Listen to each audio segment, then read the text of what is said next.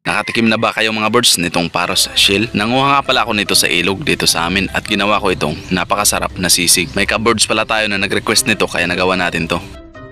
What's up mga birds? Yun mga birds, isang napakagandang araw. Ngayong araw nga pala ay pumunta ako dito sa ilog para manguha nitong paros shell. Matagal na nga palang may nag-request nito na ka-birds natin na baka daw pwede natin gawin itong sisig. At shoutout nga pala kay Birds Jan Paul Ayos na nag-request nito. Sinimulan ko na nga mga birds ang maghukay nito dito sa maputik at mabuhangin na parte ng ilog. At tamang tama naman mga birds dahil napakalaki ngayon ng hibas. Ang tawag nga pala nito sa amin ay balisara at ang mga balisara mga birds ay nakatago ito sa ilalim ng maputik-putik at mabuhangin na parte ng ilog. Kaya kailangan natin ito na pagtiyagaan na hukayin at hanapin sa ilalim ng mga putik-putik na mga buhangin. At sa mga di familiar nito mga birds, ang kalintulad ng shell na to ay parang green shell o di kaya yung tahong mga birds. Halos magtatatlong oras ako dyan mga birds sa paghuhukay at paghahanap ng mga shell na yan. At yan ay yung pinagdaanan ko mga birds o parang dinaanan ng bako. Di rin talaga basta-basta mga birds ang maghanap at manghukay ng mga shell na to. At makalipas nga mahigit 3 oras ay ito na yung nakuha ko lahat, mga isang plato.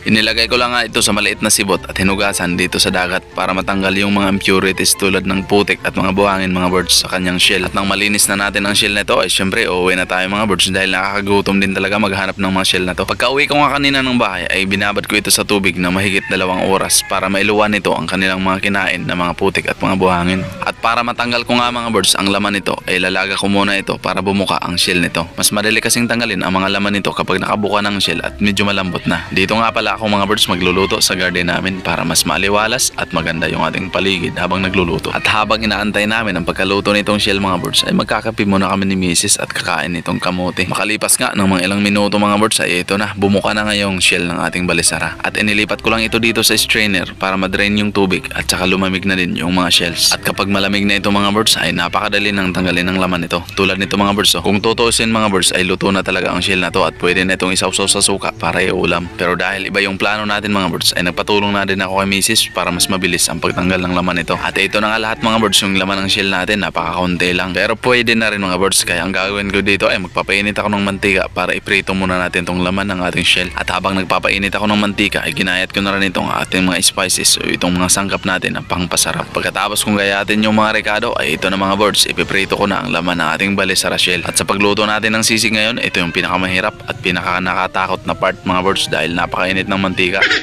Napakadali lang naman ito iprito mga birds dahil malambot na ito dahil luto na. At ang target natin ngayon mga birds ay palulutungin natin ang laman nito. Kaya 2 beses ko itong ipiprito. Hinango ko nga pala ito muna kanina mga birds para palamigin muna. At nang mag-cool down na nga ito, saka ko na ito ibinalik sa mantika. At ito na mga birds, crispy na. At nang makuha ko na mga birds ang tamang consistency na gusto ko ay ito na, hahanguin ko na. At dahil nakaready na rin yung ating mga sangkap mga birds ay ito na, gagawin na natin ang ating masarap na sisig. Dahil wala tayong sizzling plate ay binalik ko lang itong ating kawali dito sa may apoy. Mahinang apoy lang mga birds para manatiling mainit yung ating kawali. Saka ko lang ito paghahaluin lahat yung laman ng ating shell at yung ating mga spices o di kaya itong ating mga sangkap na pangpasarap. At hinalo ko lang ito ng hinalo hanggang sa manot ang aroma ng ating mga spices. At sunod ko namang inilagay itong mayonnaise. At haluin lang natin ito hanggang sa magsawa ka. Lah!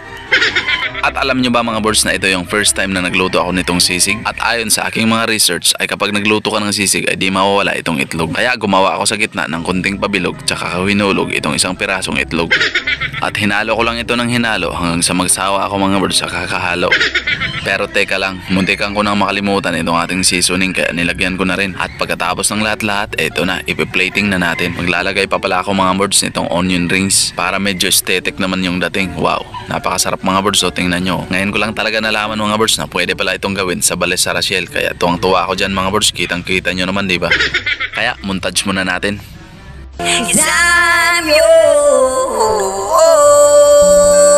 At syempre mga birds, di na natin to papalampasin, titikman muna natin. Pinagaan ko nga pala muna ng kalamansi, saka isusubo natin ng may ngiti.